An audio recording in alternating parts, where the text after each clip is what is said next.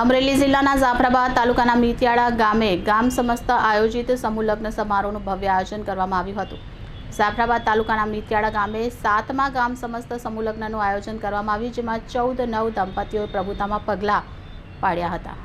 જાફરાબાદ તાલુકાના મિતિયાળા ગામના સમૂહ લગ્નમાં હાજરી આપતા જાફરાબાદ રાજુલા ખાંભાના લોકલાડીલા ધારાસભ્ય હીરાભાઈ સોલંકી, મનહરભાઈ બરિયા, પાવરકોટ ગામના સરપંચ અનકભાઈ સાંખટ, ઉપસરપંચ ગ્રામ પંચાયતના સભ્ય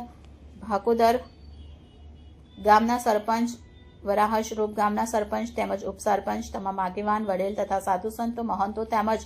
મિતિયાળા ગામના સરપંચ, ઉપસરપંચ તેમજ તમામ સભ્યશ્રી તેમજ આજુબાજુના ગામના સરપંચ તથા આજુબાજુ આવેલ કંપનીઓના અધિકારીઓ ઉપસ્થિત રહ્યા હતા। ઉપસ્થિત તમામ મહેમાનોનું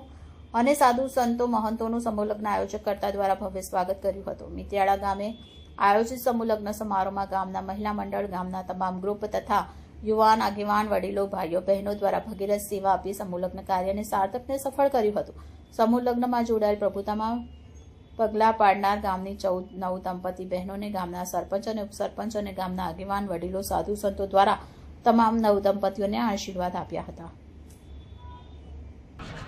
આજરોજ મિતિયાળા ગામે જે 7મા સમૂહ લગ્ન નિમિત્તે 14 દીકરી જ્યારે પ્રભુતામાં પગલાં પાડવા જઈ રહી છે, ત્યારે હું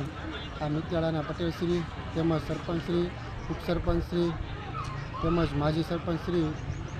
અને સમાજની કમિટી બધાને હું ધન્યવાદ આપું છું કે આવા ને આવા હંમેશા માટે તમે લોકો કાર્ય કરતા રહેજો